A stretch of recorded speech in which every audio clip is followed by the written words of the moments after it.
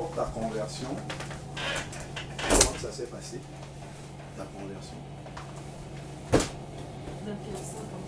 Dans le sens de qu'est-ce qui t'a amené à te convertir à Jésus-Christ?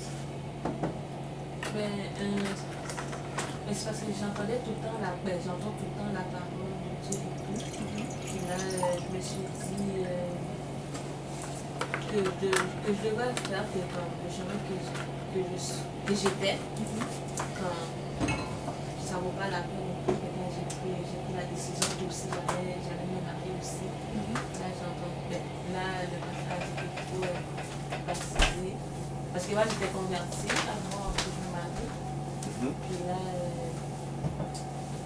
il fallait que je fasse aussi, que je sois baptisée avant que je sois mariée. D'accord, ok. D'accord. Et dans ta démarche de conversion, on t'a parlé de la repentance? Pas vraiment. Est-ce que toi-même personnellement, tu as eu une démarche de repentance? Que genre, exemple? C'est-à-dire que, est-ce que tu as pris du temps devant le Seigneur pour demander pardon pour tes péchés à Dieu? Non, je suis ça comme ça.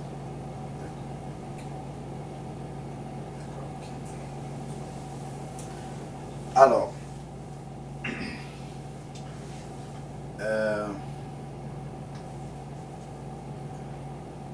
si un animal avait la possibilité de parler,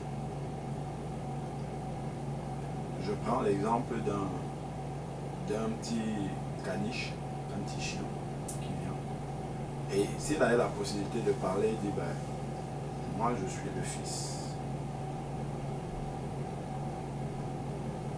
de l'INSEE. Est-ce que nous on peut croire ça? Je dirais que c'est quelqu'un qui est possédé par un témoin. On ne peut pas croire à ça. Bon, on ne peut pas croire. Déjà, pourquoi on ne peut pas croire? Parce que lui, c'est un chien et elle, c'est un humain. C'est pas possible. Il n'a pas été écrit coupable. Voilà.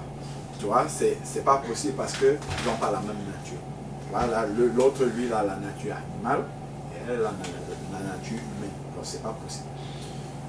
Donc, si on regarde par rapport à Dieu et les êtres humains, Dieu a une nature sainte, de sainteté. Dieu est parfait, il n'y a pas de péché en nous. Alors que nous sommes nés pécheurs.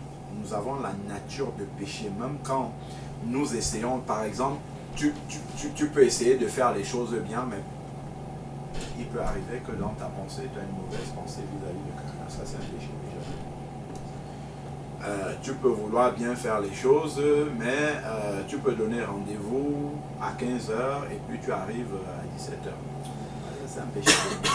Tu vois, parfois on veut bien faire, mais malgré ça, on fait mal. Donc ça, c'est péché. Donc, nous n'avons pas la même nature que Dieu. Lui, il a une nature de sainteté et nous, on a une nature de péché. Donc, je ne peux pas dire de manière naturelle que je suis l'enfant de Dieu. Parce que c'est comme le chien qui dit qu'il est l'enfant de Dieu. C'est pas possible. C'est pas possible.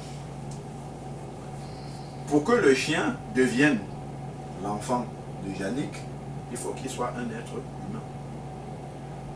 Est-ce qu'on peut transformer un chien qui devient un être humain? C'est pas possible. Il faut que ce chien-là meure et qu'un être humain naisse, tout simplement. Il faut que ce chien meure pour qu'un être humain revienne et cet être humain-là pourra potentiellement être l'enfant de lui, parce que c'est un être humain. C'est ça qui se passe pour la conversion. C'est-à-dire que si moi je vis en France, j'ai les euros. La monnaie là-bas, ce sont des euros. Si je me présente dans un bureau de change ici et qu'on me convertisse les euros-là, je n'aurai plus les euros, j'aurai les dollars canadiens. Les euros seront partis complètement et remplacés par les dollars canadiens. Les euros ont été convertis en dollars. On ne parle plus des euros, on parle maintenant des dollars. Donc de la même manière, la conversion, ça se passe comme ça. Avant, j'avais une vie de péché, mais lorsque je me convertis, je meurs à l'ancienne vie. Comme le chien, là, il doit mourir totalement. Je dois mourir à qui j'étais avant on enterre cette personne-là, elle est décédée, et puis une nouvelle personne naît. C'est ça la nouvelle naissance. C'est la nouvelle vie. Et la personne qui va naître là, on parle de naître de nouveau, elle naît avec la nature de Dieu maintenant, qui est la nature de sainteté de Dieu. Mais avant que cette personne-là ne puisse naître, la personne qui était avant là, qui a la nature de péché, la Bible nous dit que le salaire du péché, pas des péchés, le salaire d'un seul péché, c'est la mort. C'est la séparation complète avec Dieu. Et c'est la perdition pour l'éternité. C'est-à-dire que si on meurt dans cet état-là, ce n'est pas dans la présence de Dieu qu'on part, c'est l'enfer. Et le verset continue, c'est Romains chapitre 6, verset 23. Mais le don gratuit de la vie, le don gratuit de Dieu, c'est la vie éternelle en Jésus-Christ. Donc, lorsque tu entends le message de Jésus-Christ, tu réalises que Dieu est saint et que toi tu es pécheur. Et que tu veux devenir saint comme Dieu est. Il faut commencer par faire ce qu'on appelle la repentance. C'est-à-dire que tu prends du temps où tu demandes pardon à Dieu pour la nature de péché que tu as. Tu demandes pardon à Dieu pour tes péchés. Et ce que Dieu va faire, c'est que Dieu va effacer tes péchés complètement. Il va les effacer. Et ce n'est pas à un homme qu'il faut demander pardon, c'est à Jésus-Christ directement. Parce que c'est Jésus-Christ qui est mort à la croix pour pardonner ses péchés. Donc il n'y a que lui qui est capable de les pardonner. Donc, quand le péché, en fait, c'est la transgression de la volonté de Dieu. C'est je fais ce que je veux et non ce que Dieu veut. Tu vois? Et là maintenant, quand tu demandes pardon pour tes péchés, c'est que dans ton cœur, tu réalises que par la manière dont tu as marché, tu as offensé Dieu et que c'est à cause de ça que Jésus est mort à la croix. C'est à cause de ces péchés-là que Jésus a été cloué à la croix. Et que par cette vie de péché-là, tu ne peux pas t'approcher de Dieu qui est saint. Il est tellement saint que tu ne peux pas t'approcher de lui. Et dans ton cœur sera rempli de, comment dire, d'amertume par rapport au fait que tu as vécu contrairement à ce que Dieu qui t'a donné la vie attend de quelqu'un qui l'a créé. Donc ton cœur sera dans la tristesse, une profonde tristesse, un profond regret dans ton cœur, un profond dégoût même pour la vie de péché que tu as eue. Parce que quand tu regardes la sainteté de Dieu, tu regardes ta vie, tu te dis, mais je connais beaucoup de personnes de mon âge qui sont décédées déjà, qui sont mortes. Pourquoi Dieu m'a donné la vie? Pourquoi Dieu m'a laissé? Tu es marié. Comment? Il y a beaucoup de jeunes filles qui sont célibataires. Pourquoi Dieu m'a choisi pour me donner un mari, ainsi de suite? Ça veut dire que Dieu m'aime. Mais en retour de ça, j'ai la santé, je ne suis pas malade, ainsi de suite. Mais je connais beaucoup de personnes qui sont en fauteuil roulant, ainsi de suite. Ça veut dire que Dieu m'aime. Mais moi, en retour par rapport à l'amour de Dieu, qu'est-ce que je lui ai rendu? C'est de vivre comme s'il n'existait pas. C'est de vivre loin de lui, c'est de vivre dans le péché. Et c'est ça qui va t'attrister profondément dans ton cœur. Et là, maintenant, tu réalises que tu as vécu loin de Dieu, tu as péché contre Dieu et tu viens pour lui demander pardon. Seigneur, ma vie ne t'a pas glorifié. Ma vie n'a pas été celle que tu attends de quelqu'un que tu as créé, à qui tu manifestes ton amour chaque jour, ne serait-ce que par le souffle de vie que tu me donnes tous les matins, c'est ton amour que tu me manifestes. Demandez pardon à Dieu pour chacun de tes péchés. Demandez au Seigneur, Seigneur, rappelle-moi, à tel moment, j'avais fait telle chose à ma soeur, j'avais fait telle chose à mon tonton, à ma tata. Seigneur, je veux te demander pardon pour tout cela, parce que je réalise que c'est à cause de ça que Jésus est mort à la croix. Ça m'attriste profondément. Donc il y a un profond regret, un profond bouleversement en nous à cause de ces péchés-là que nous avons accomplis et pour lesquels Jésus est mort. Le péché est ce qui nous lie au diable. Parce que la Bible dit que le diable a péché dès le commencement. Donc il y a certains péchés que nous avons pratiqués dans notre vie qui ont créé des liens avec le diable. On appelle ça des liens spirituels. Et ces liens spirituels-là donnent l'autorisation au diable de venir dans ta vie et de faire ce qu'il a envie de faire. Donc on peut voir des choses qui ne vont pas dans notre vie, sur lesquelles on essaye de trouver des solutions, mais ça ne change pas. Pourquoi? Parce que le diable a l'autorisation de venir dans notre vie pour faire ces choses-là. L'autorisation spirituelle, Dieu ne peut pas lui empêcher de faire ça. Parce qu'il y a des liens que nous avons au travers, parce qu'on a péché, il y a des liens, des connexions par lesquelles le diable a l'autorisation de venir et d'agir dans nos vies. Donc par la repentance, quand tu demandes pardon à Dieu pour tes péchés, c'est qu'il fait, non seulement il pardonne tes péchés, il les efface, mais il coupe ces liens-là. Il coupe les liens pour que le diable ne puisse plus t'amener à pécher encore. Pour que tu aies une nouvelle vie complète. Donc, ça c'est ce que la Bible appelle la délivrance. Donc, il va te délivrer de tes péchés.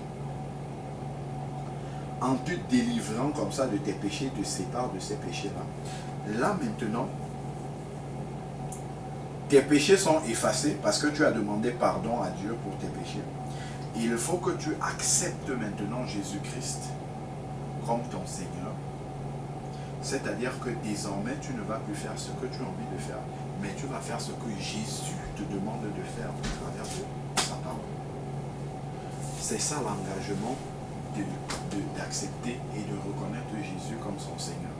Ensuite, il faut l'accepter comme ton sauveur, c'est-à-dire que il a pris ta place à la croix, parce que la Bible dit que le salaire du péché, c'est la mort. Donc, la souffrance que Jésus a eue à la croix, c'est toi qui devais avoir ce jugement-là. Et c'était juste que tu aies ce jugement-là, parce que ta vie, en fait, n'a pas glorifié Dieu. Mais Jésus a pris ce châtiment-là à la croix. Donc, en l'acceptant comme ton sauveur, ce que le Seigneur fait, c'est que tes péchés qui ont été pardonnés, il enlève ça et il met sur Jésus. Or, Jésus a déjà été puni à la croix pour ses péchés. Ce qui fait que toi, tu ne seras plus puni. S'il t'arrive à l'instant là de partir de cette terre, tu vas au paradis. Pourquoi? Parce que tu ne viens plus en jugement. Dieu ne te réclame plus rien parce que tes péchés sont effacés. C'est comme si tu n'avais jamais péché. C'est comme si tu n'étais jamais tombé dans ces péchés-là. Et la Bible dit que quand Dieu pardonne les péchés, il les efface et il oublie. C'est comme si ça n'existait pas. Et maintenant, comme tu étais, la Bible dit que nous étions morts par nos offenses. Donc nous étions séparés, coupés de Dieu à cause de nos offenses. Nous étions morts pour Dieu. Quand on a un mort dans la vie pratique de tous les jours, qu'est-ce qu'on fait? On doit enterrer ce mort. C'est à ce moment-là maintenant que, puisque nous avons entendu la parole de Dieu, que nous sommes repentis de nos péchés, que nous avons décidé de changer de vie, de faire un demi-tour complet de notre vie, nous avons accepté Jésus-Christ comme notre Seigneur et comme notre Sauveur. Le Seigneur vient maintenant pour nous donner la vie, pour nous donner une nouvelle vie en Jésus-Christ. Et quand il nous donne cette nouvelle vie-là, maintenant il y a deux personnes en nous. Il y a deux personnes. Il y a celle qui était la personne remplie de péché, avec la nature de péché que nous étions avant. Et le Seigneur dit que cette personne, elle est morte. Quand on a un mort, qu'est-ce qu'on fait? On doit l'enterrer. C'est à ce moment-là que vient le baptême.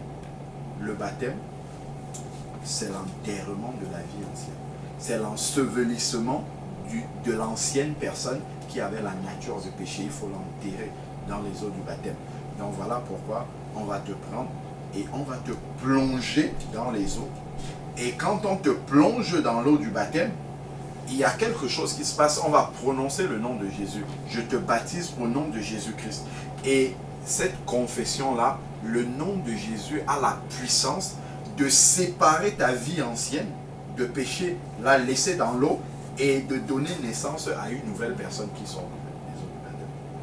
Donc tu meurs à ton ancienne vie et tu ressuscites à une vie nouvelle. Et la nouvelle vie, la nouvelle personne qui sort, elle sort avec l'Esprit de Dieu. Donc, l'Esprit de Dieu, c'est la nature de Dieu, la nature de sainteté.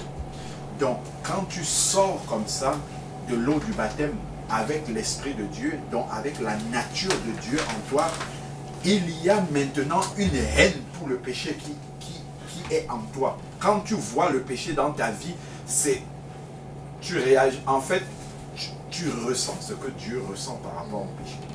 Donc tu ne vas plus tolérer le péché, tu ne vas plus supporter de voir le péché dans ta vie. Tu vas lutter, comme la Bible dit, jusqu'au sang contre le péché. Parce que vraiment, Dieu t'a donné sa nature de sainteté et tu as le regard de Dieu maintenant sur le péché. Donc, tu vas commencer à vivre la vie nouvelle. Plus tu vas lire, c'est vrai que quand tu nais de nouveau, tu n'as pas encore une connaissance complète de la volonté de Dieu. Donc, il y a peut-être des résidus qui vont rester dans ta vie. Au fur et à mesure que tu vas lire la Bible, tu vas dire, ah ben, Dieu appelle ça péché encore. Donc moi je pratiquais encore ça, Seigneur, je te demande le pardon, je ne vais plus le faire. Ainsi de suite. Et c'est comme ça que tu entres dans ce que la Bible appelle le processus de perfectionnement. Donc Dieu va commencer à te perfectionner. Tu as reçu déjà sa nature au travers de son esprit qui habite en toi. Et là maintenant, au fur et à mesure, Dieu va ouvrir tes yeux. Ah, ça c'est péché, ça c'est pas de la volonté de Dieu, ça c'est ainsi de suite. La prière, tu vas prier vraiment pour que le Seigneur puisse te garder dans ce chemin-là pour ne plus tomber dans le péché. Le Seigneur va te donner aussi de pouvoir prier pour d'autres personnes. La manière même, il va toujours avoir des épreuves dans ta vie, mais la manière dont tu vas aborder les épreuves sera complètement différente. Parce que tu comprendras que désormais, ma vie est dans le creux de la main du Seigneur. Il n'y a plus de hasard dans ma vie. Tout ce qui arrive dans ma vie, Dieu l'a permis. Parce que, pas pour me détruire, mais parce qu'il veut me former à quelque chose. Il veut m'enseigner quelque chose. Parce que Dieu, il enseigne non seulement dans sa parole, mais il enseigne dans la pratique aussi. Il ne donne pas seulement la théorie, il donne la pratique aussi pour qu'on voit comment se met en application cette théorie qu'il nous donne dans sa parole. Donc il va envoyer, il va laisser arriver dans notre vie des événements où il faudra qu'on mette cette parole en pratique. Il va laisser des épreuves arriver dans notre vie et il faudra justement... Bonne arrivée, Vera. Ça va très bien. Bonjour, monsieur. Bonne arrivée. Donc, il va... Bonjour. Tu vas bien? Que Dieu te bénisse abondamment. Installe-toi. Viens, bisous. Viens. Ah, c'est bien ça. Viens, viens, viens. Voilà. Donc, ça va? Donc, le Seigneur, il va laisser arriver des épreuves dans ta vie. Pourquoi il va laisser des épreuves arriver dans ta vie? Parce que ça va contribuer à pouvoir te former et à faire en sorte que la parole de Dieu que tu as reçue puisse devenir vie, puisse se manifester vraiment. Comme le Seigneur dit, mes paroles sont esprit et vie. Les paroles du Seigneur ne sont pas simplement la parole théorique comme ça, elles doivent être vécues. Donc, c'est au travers des épreuves que tu vas mettre en pratique la parole de Dieu. Et Dieu va t'enseigner, il va t'enseigner au travers de ces expériences que tu vas vivre dans tes épreuves. Donc, la manière même déjà d'aborder l'épreuve sera complètement différente.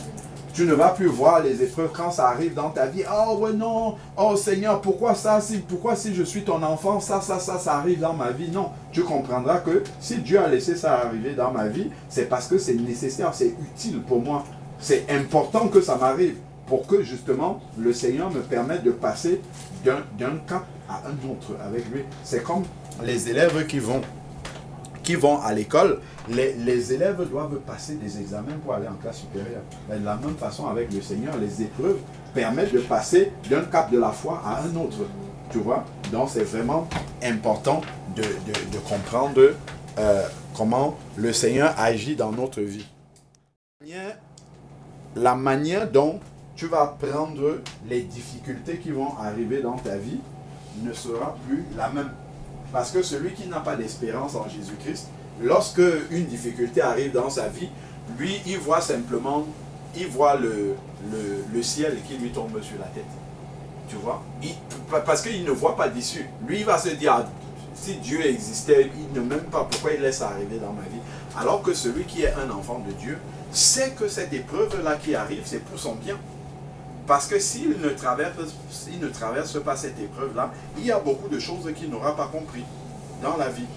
Tu vois, il n'aura pas compris certaines choses dans la vie.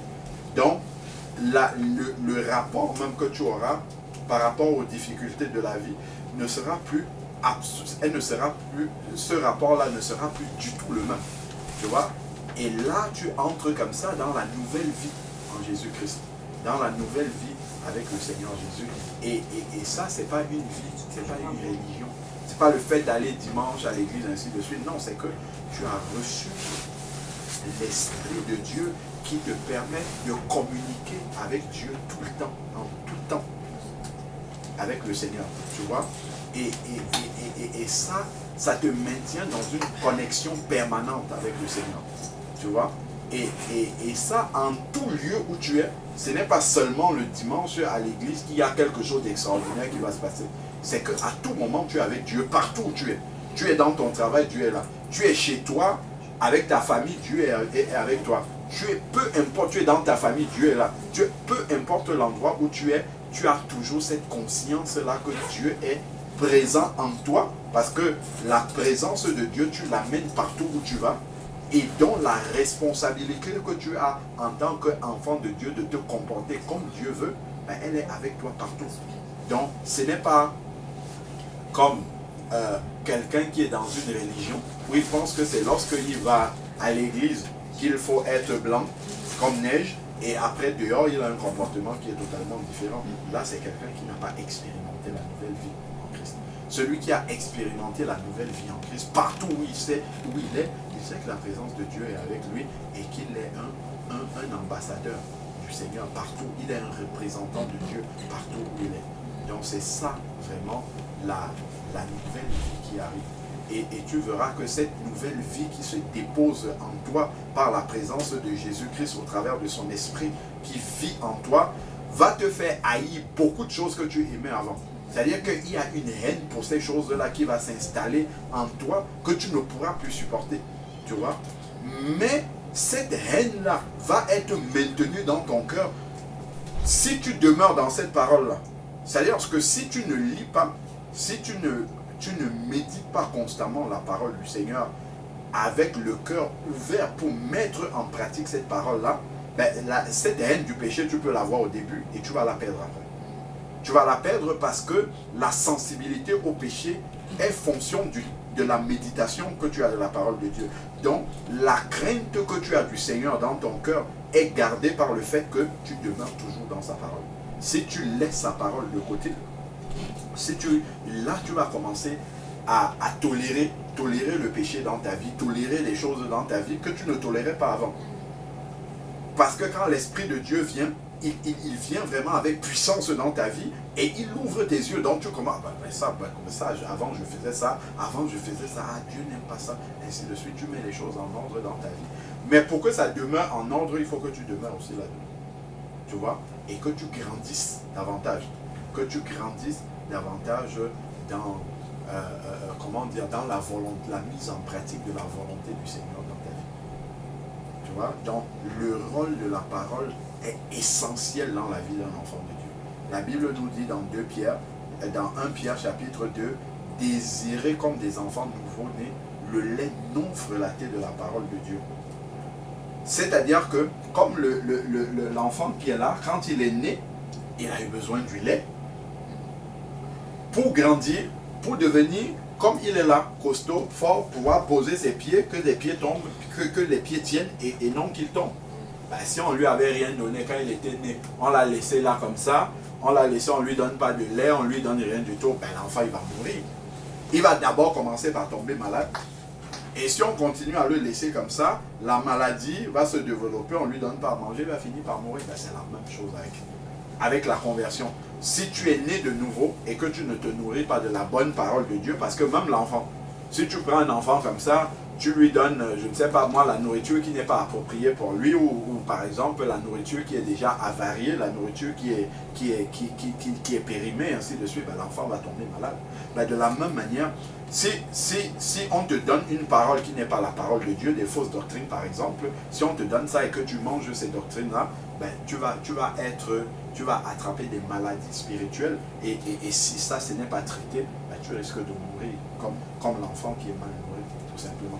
Donc, c'est pour ça qu'il faut veiller à avoir une communion personnelle avec le Seigneur dans la parole, et pouvoir, quand tu as cette communion personnelle avec Dieu dans sa parole, peu importe l'endroit où tu arrives, tu entends parler du Seigneur, ce n'est pas parce que quelqu'un a ouvert sa Bible et qu'il parle de Dieu que c'est de Jésus, de la Bible qu'il est en train de te parler. Mais la communion personnelle que tu as avec Dieu dans l'intimité, quand tu entendras quelqu'un parler de Dieu, ben, si ce n'est pas dans la Bible, l'Esprit Saint va te dire, ben, c'est qu'il est en train de dire, moi j'ai lu le contraire dans la Bible, donc ça c'est pas l'Esprit de Dieu qui est en train de parler. Mais si tu n'as pas de communion avec Dieu, si tu n'as pas de méditation de la parole de Dieu, tu arriveras, tout ce qu'on va te dire, tu vas gober comme ça, tu vas prendre ça comme ça, parce que tu n'as pas d'élément de comparaison. Tu vas accepter parce qu'on a dit Jésus-Christ, on a dit Dieu, donc ça veut dire c'est la vérité. Donc tu vas accepter toute parole qu'on t'amène. Alors que le Seigneur nous dit, si je regarde 1 Corinthiens chapitre 15, regardons ce qu'il dit. Il est dit ici, je vous rappelle frères l'évangile que je vous ai annoncé, que vous avez reçu, dans lesquels vous demeurez fermes, par lequel aussi vous êtes sauvés. L'évangile que vous avez reçu, par lequel vous êtes sauvés, mais il met une condition. Il dit, si vous le retenez dans les termes que je vous ai annoncés, autrement vous aurez cru en vain. Donc je peux être un enfant de Dieu, je mets ma foi dans ce qui n'est pas la vérité de la parole de Dieu, je suis en train de croire en vain. Parce que l'apôtre Paul, ayant annoncé l'évangile aux Corinthiens, il dit, attention, vous êtes sauvés par cet évangile-là si vous le pratiquez tel que je vous ai donné. Si vous acceptez une autre parole qui n'est pas la parole de Dieu, vous aurez cru, vous aurez eu la foi, mais ça sera en vain, vous ne serez pas sauvés parce que vous ne croyez pas dans la vérité. Donc, c'est pour ça que nous avons un devoir de méditation de la parole de Dieu pour avoir cette assurance-là que nous persévérons, nous appliquons, nous mettons en pratique ce qui est la vérité de la parole de Dieu et non ce qu'on entend un homme nous prêcher comme ça et qu'on prend pour parole d'évangile. Donc l'enfant de Dieu, ben, l'enfant qui est là, quand l'enfant est petit, il a des heures régulières de repas. Parfois l'enfant, il faut lui donner jusqu'à 3-4 fois le biberon par jour. Si on lit la Bible seulement de temps en temps, essaye de donner un enfant qui naît. Essaye de lui donner du lait juste de temps en temps. Tu vas voir ce qui va se passer. Ben, cet enfant-là, ça va être pareil. Il va avoir des carences alimentaires. Il va avoir des maladies parce qu'il n'est pas suffisamment solide. Et puis, il ne va pas grandir comme il le faut.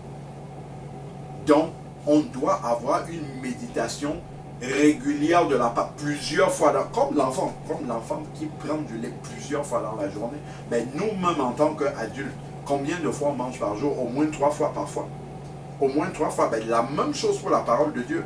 Donc si quand on est de nouveau, l'Esprit de Dieu vient habiter en nous, nous avons un homme intérieur qui est à nous. C'est le nouvel homme que nous avons reçu, la nouvelle nature. Mais elle ne se nourrit pas d'aliments solides, elle se nourrit de la parole, elle se nourrit de la louange, elle se nourrit de la parole du Seigneur, des psaumes, des cantiques de louange. Mais si on ne l'entretient pas, il va mourir. Il va mourir. Et ça va commencer à se manifester de manière très subtile. C'est-à-dire qu'on ne sera plus sensible à la voix du Seigneur. Le Seigneur peut nous parler par des circonstances, il peut nous parler, il peut nous montrer des choses, mais comme on ne demeure, l'homme intérieur n'est pas nourri, et donc son discernement, on disait tout à l'heure, est altéré. Donc Dieu est en train de lui parler, mais il ne reconnaît plus que c'est la voix de Dieu qui est en train de lui parler, parce qu'il n'a pas entretenu cette communion-là avec Dieu. Donc il ne sait plus comment Dieu parle, et il ne discerne plus comment Dieu lui parle. Donc voilà pourquoi nous devons constamment maintenir cette communion-là avec le Seigneur. c'est pas une fois comme ça, je suis passé dans les eaux du baptême, hop, il y a eu une merveilleuse conversion et après c'est terminé. Non, il faut la garder jusqu'au bout. Il faut garder permanemment la connexion avec le Seigneur jusqu'à la fin. Parce que dès l'instant que tu passes dans les eaux du baptême et que tu décides de suivre le Seigneur, tu es entré en guerre contre le diable. Le baptême d'eau, en fait, c'est une déclaration de guerre au diable parce que tu as abandonné son royaume. Lui, son seul but, ça sera de te ramener avec lui. Et il va tout utiliser. Tant que tu n'es pas revenu avec lui et que tu es encore sur la terre, il va tout faire pour te ramener avec lui. Donc, il faut être conscient de cela. Il faut être conscient que le diable, il s'intéresse plus à ceux qui sont enfants de Dieu, parce que ceux qui sont dans le monde lui appartiennent. Il ne s'intéresse pas à eux, il lui appartient déjà. Donc lui, il va épier la vie des enfants de Dieu pour chercher par quelle porte il va essayer de te faire tomber. Voilà pourquoi nous devons constamment maintenir les portes fermées dans notre vie. Constamment. Et c'est la parole de Dieu qui va nous révéler les portes ouvertes qui sont dans notre vie afin que nous puissions les fermer et ne laisser aucun accès à l'ennemi dans notre vie et rester toujours comme ça.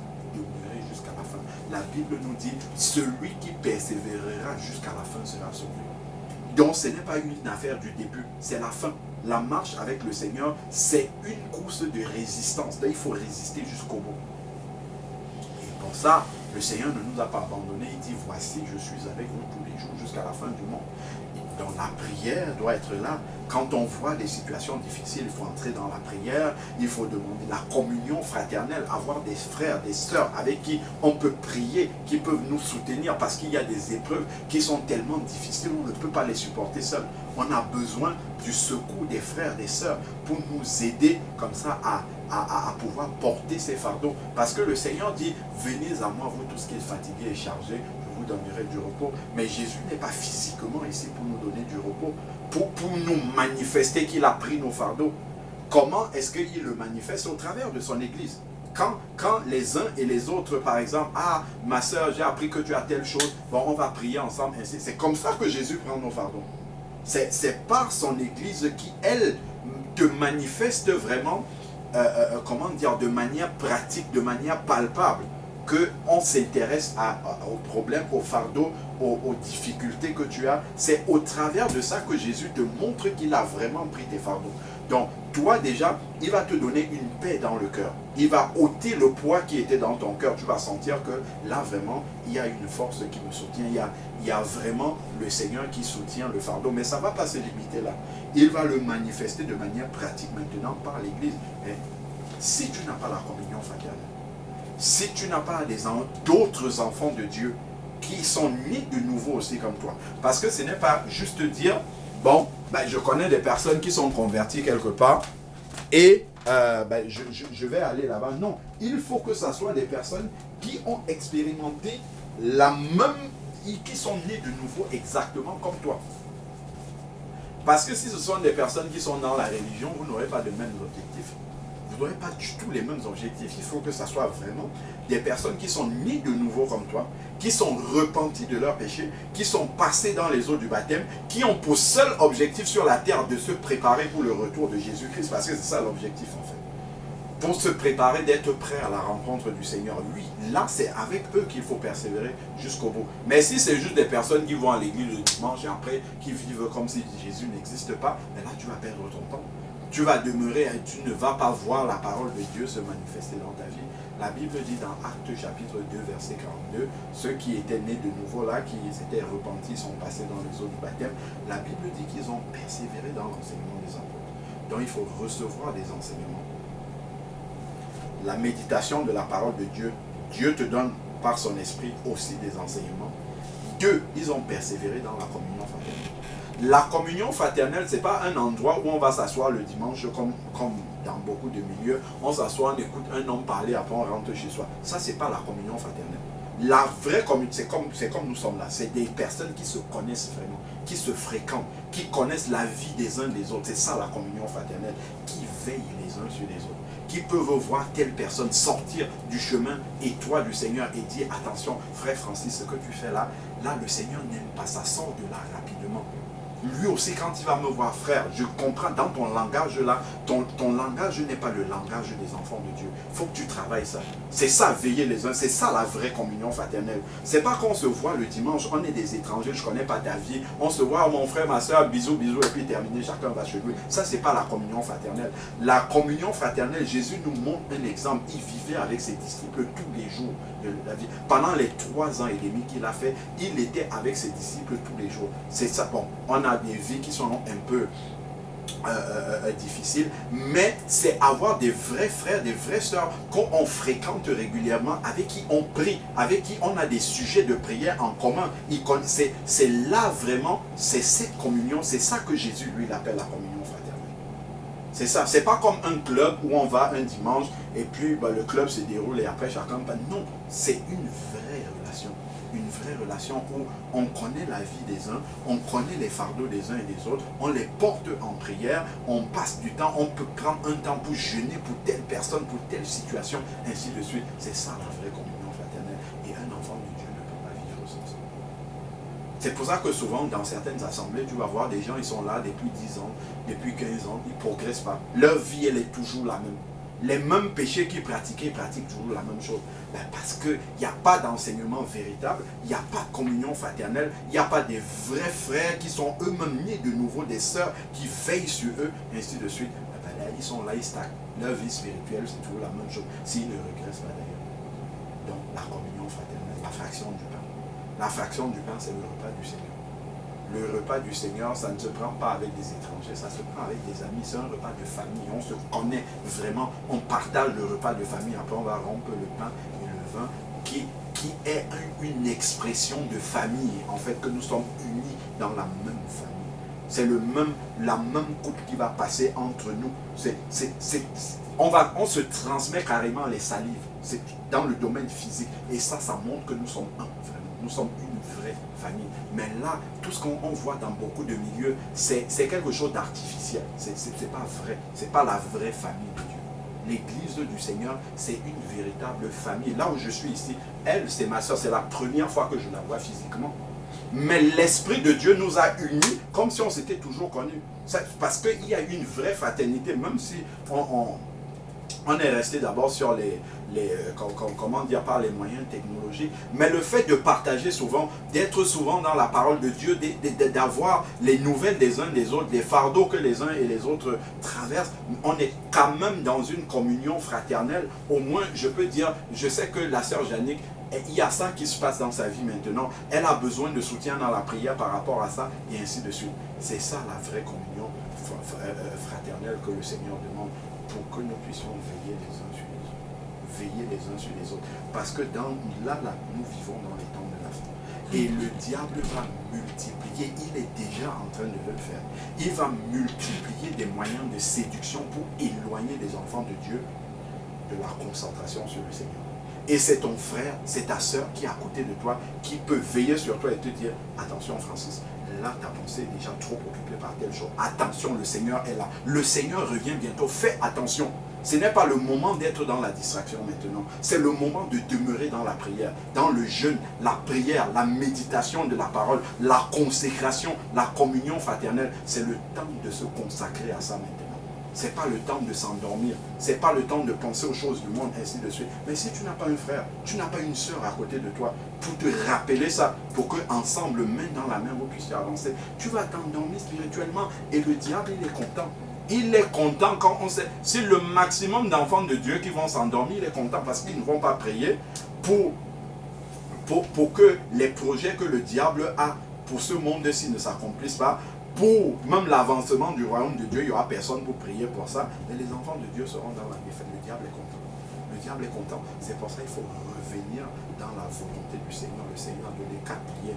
L'enseignement des apôtres, la communion fraternelle, la fraction du pain et les prières. Prières ensemble, prières d'intercession. Il y a telle chose que nous avons vu. Ça là, ça ne va pas. On voit tel frère au milieu de nous, il ne marche pas bien. On va se mettre en prière, on va jeûner pour lui, ainsi de suite, pour le fortifier, pour qu'il avance. On lui parle et on prie ensemble, et ainsi de suite. Ce n'est que de cette manière-là que dans les temps de la fin, les disciples du Seigneur pourront persévérer jusqu'au bout. Mais dans tous les grands milieux là, où il y a beaucoup de religions, et ainsi de suite, il faut faire très attention. Ça sera difficile. Est-ce que par rapport à tout ce qu'on a partagé, tu as des questions? Ah non, je crois. Est-ce que ta nouvelle naissance, telle que tu nous as expliqué que tu es passé dans les eaux du baptême, est-ce que ça s'est passé comme on vient d'expliquer là? La repentance, l'acceptation de Jésus-Christ comme ton Seigneur et Sauveur, la conscience que ta vie ancienne ne glorifiait pas le Seigneur et que vraiment tu as décidé d'abandonner cette vie-là complètement, que tu as tourné le dos à cette vie ancienne-là pour vivre une vie nouvelle. Est-ce que tu as expérimenté ça? Oui, mais là, maintenant, ce mois, j'ai shooté. Là, je me sens vraiment très éloignée de Dieu. À cause d'une situation qui s'est passée. Là, je prie plus vraiment, je ne prie plus vraiment la Bible et tout. Mais est-ce qu'au début, avant de parler de ta situation de maintenant, est-ce qu'au moment de ta conversion, enfin au moment où tu es passé dans les eaux du baptême, est-ce que tu as entendu le message de la repentance? Est-ce que tu t'es repenti avant de passer dans les eaux du baptême? Mais j'ai pris, ils ont fait une étude pour expliquer c'est quoi le baptême et tout. D'accord. À l'église. D'accord. Et dans cette étude-là, ils vous ont parlé de la repentance? Oui. D'accord. Et tu t'es repenti? Mais j'ai pas, comme vous avez expliqué, j'ai pas comme repenti comme parler à Dieu que de mettre les péchés et tout. Mais honnêtement, j'ai pas fait ça. Et tu es passé dans les eaux du baptême? D'accord. Est-ce qu'ils t'ont demandé si tu es repenti? Non, ils me l'ont pas. D'accord. Regardons dans la Bible. Est-ce que tu peux lui donner une Bible? Ouvre dans Actes des Apôtres, chapitre 2, verset 38. Actes des Apôtres, chapitre 2, verset 38. Acte 2, 38.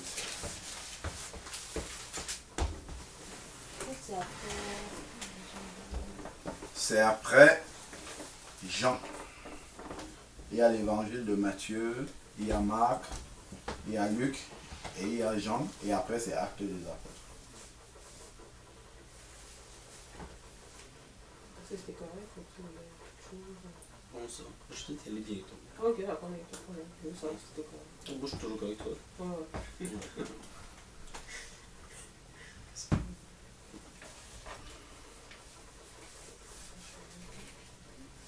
Sinon, il y a une Bible sur mon téléphone. Ok, Actes. Oui, Actes chapitre 2.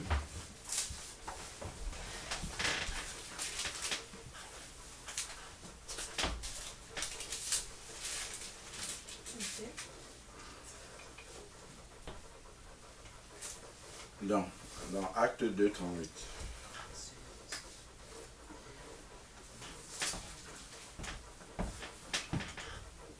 Donc, il est écrit, Acte 2, verset 38, il est écrit, Pierre leur dit, ce verset-là nous montre comment est-ce qu'on est de nouveau. Pierre leur dit, repentez-vous. Et que chacun de vous soit baptisé au nom de Jésus-Christ. D'accord, après. Pour le pardon de vos péchés, et vous recevrez le don du Saint-Esprit. Amen. Donc, pour naître de nouveau, d'après la parole de Dieu, c'est comme ça que ça se passe. Il faut être repenti et ensuite être baptisé. Parce que la repentance amène justement à ce que la personne qui est morte, qui péchait là, qu'il y ait une nouvelle personne qui soit prête à naître. C'est ça la repentance. Mais maintenant, il y a deux personnes qui sont là après la repentance. Donc, c'est pour ça qu'il faut faire l'enterrement pour enterrer celle qui est morte et que la nouvelle personne vive. Donc, s'il y a un baptême, parce qu'il y a trois conditions, il a dit, repentez-vous et que chacun de vous soit baptisé et après le don du Saint-Esprit vient. Donc, s'il y a repentance et il y a baptême, il y a la nouvelle naissance. l'Esprit de Dieu vient. S'il n'y a pas de repentance, et puis il y a un baptême, en fait ce baptême-là c'est comme un bain, tout simplement. C'est pas le baptême. C'est comme si tu prends l'enfant, là tu le mets dans une bassine, donc tu le reçois, il va sortir exactement comme il est. L'Esprit de Dieu ne va pas venir. L'Esprit de Dieu vient sceller parce qu'il y a eu la repentance avant. Donc c'est-à-dire un désir de passer dans une nouvelle vie. Là l'Esprit de Dieu va venir. Et là, la sensibilité au péché sera là, dans ton cœur, tu vois. Mais si par contre, il n'y a pas eu l'étape préalable d'une vraie repentance, avec la conscience que tu as offensé Dieu, que tu as marché en dehors de la volonté de Dieu, et que la juste condamnation que tu méritais pour ça, c'était l'enfer, mais là, il ne peut pas avoir la nouvelle naissance. Si je fais le tour ici, là, autant que nous sommes là, si je demande à chacun de nous comment il est né, ben il y a une seule manière de naître. Chacun d'entre nous, que ce soit lui, que ce soit moi, que ce soit toi, on est venu des pays différents. Elle est d'origine haïtienne, elle est d'origine Cap-Vert, toi tu es d'origine d'où?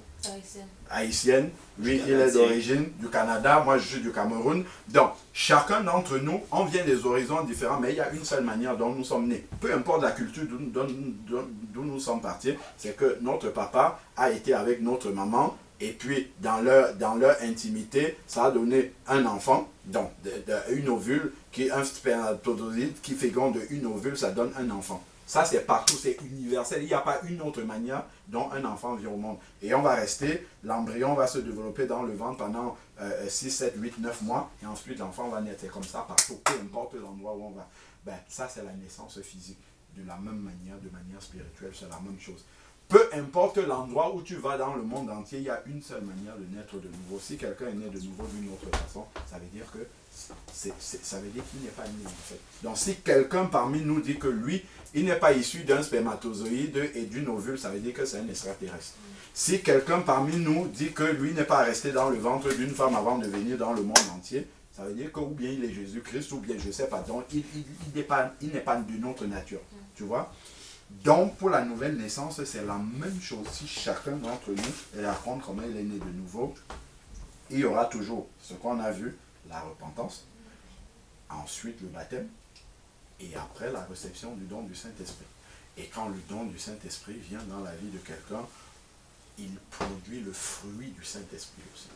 Le fruit du Saint-Esprit dans la vie de quelqu'un, c'est la transformation, c'est la nouvelle vie.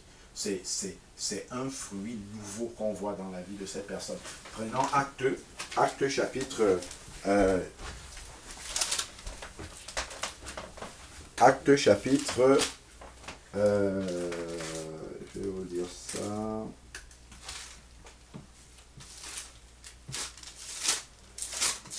Actes chapitre 26, si je ne me trompe pas. Voilà, Actes chapitre 26, verset 20. Actes chapitre 26, verset 20.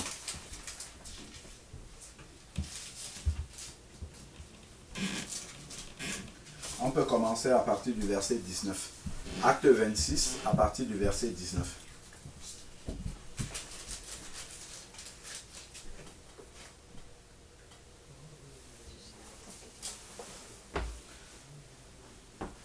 Donc, il est écrit, Acte 26, verset 19, donc c'est Paul qui est en train de parler devant un roi, le roi Agrippa. Il lui dit, en conséquence, roi Agrippa, je n'ai pas désobéi à la vision céleste, mais à ceux de Damas d'abord, puis à Jérusalem, dans tout le pays de Judée, puis aux païens, j'ai annoncé.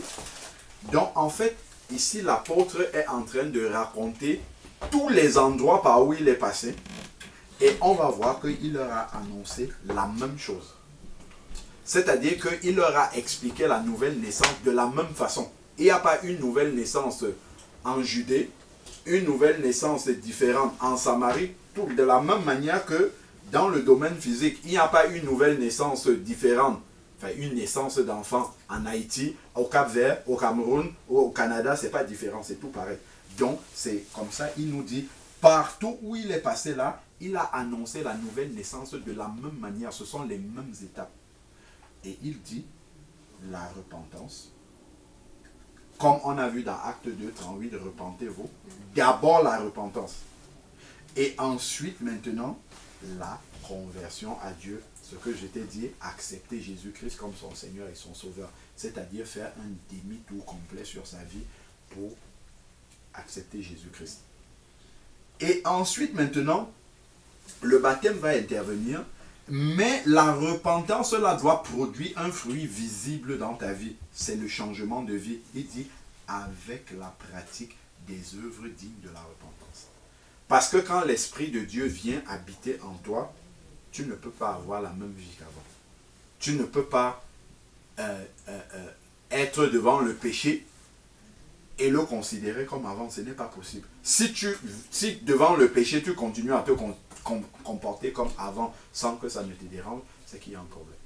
C'est que tu n'as pas reçu l'Esprit Saint tout simplement. Parce que dans Jean chapitre 16, verset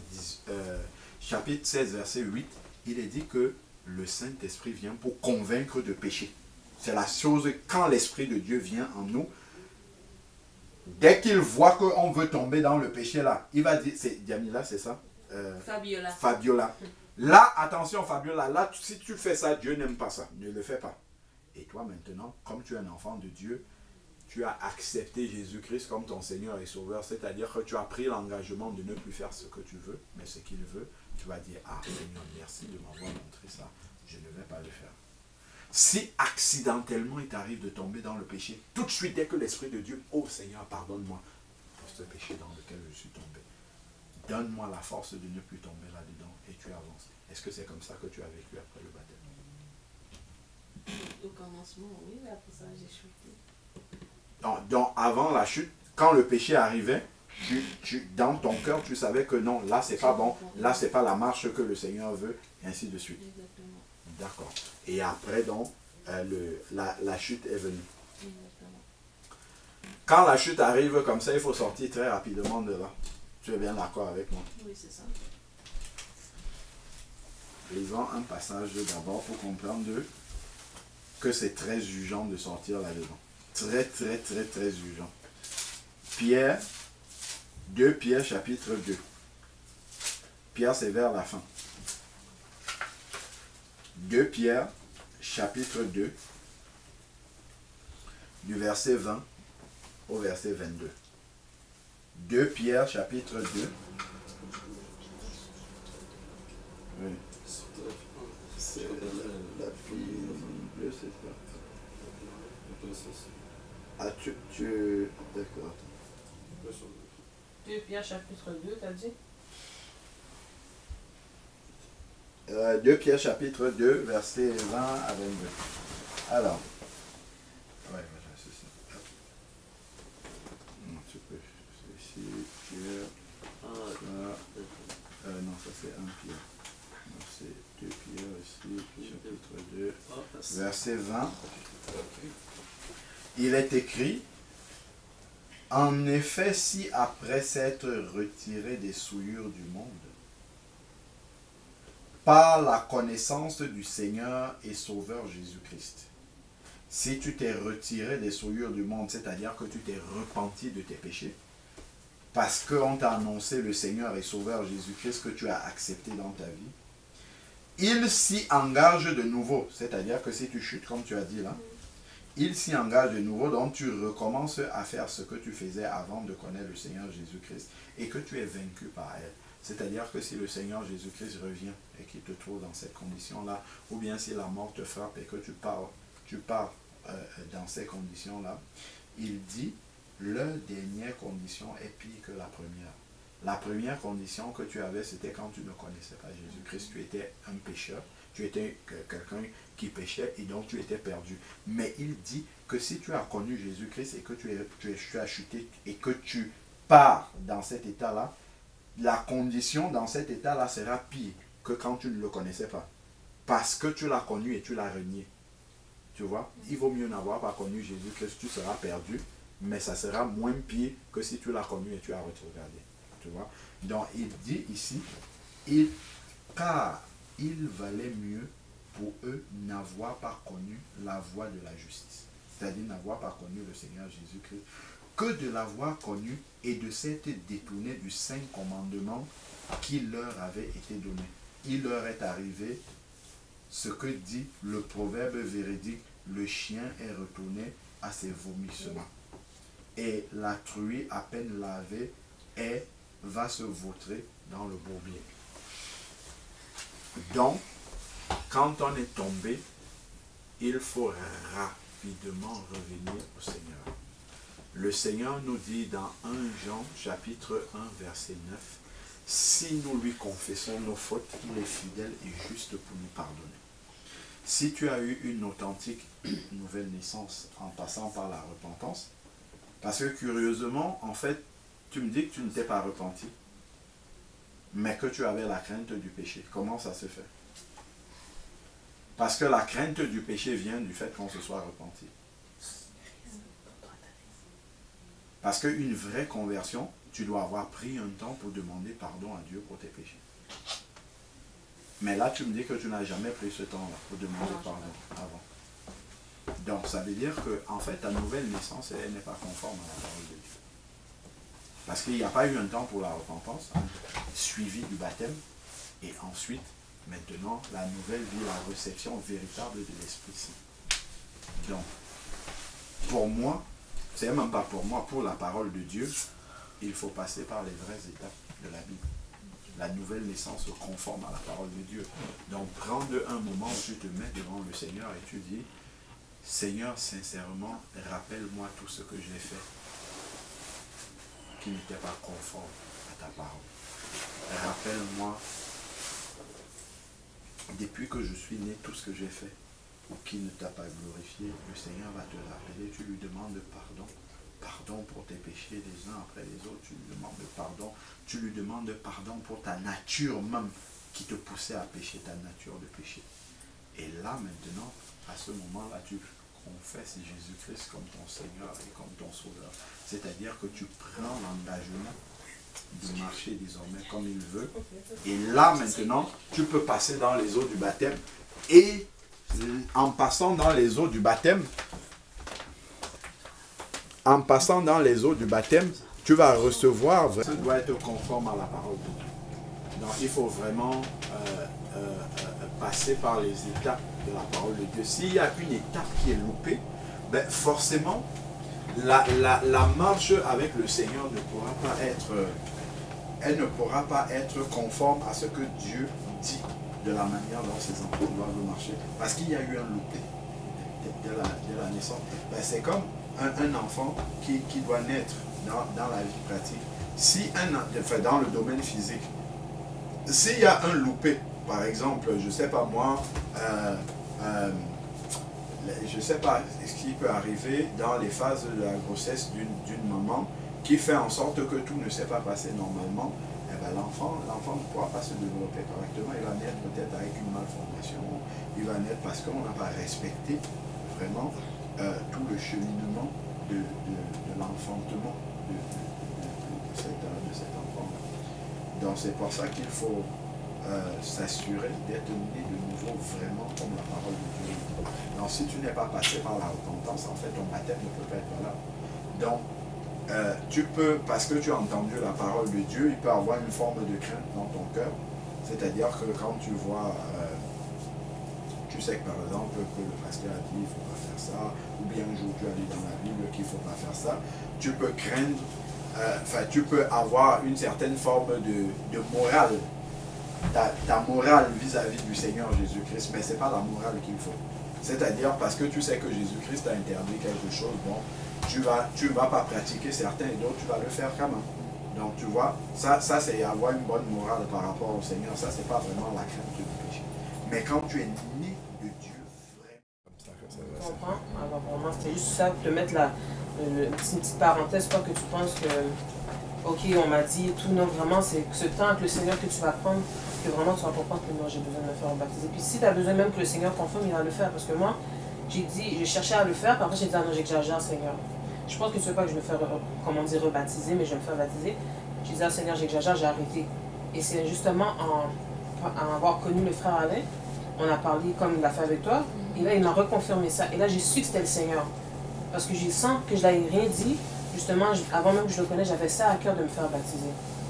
Alors, c'est vraiment le Seigneur même va te confirmer ça avec sa parole déjà, et tu vas être convaincu, tu vas être libre, tu vas être en paix, tu ne vas pas sentir que c'est une pression, que bon ben Jannick, bon, vu qu'elle est rebaptisée, je vais le faire aussi. Non, tu vas être baptisé selon Dieu, c'est lui qui va te convaincre. Amen. Est-ce que tu as des questions? Tu as compris. Je propose qu'on prie donc. Oui. On prie pour mettre ça entre les mains du Seigneur.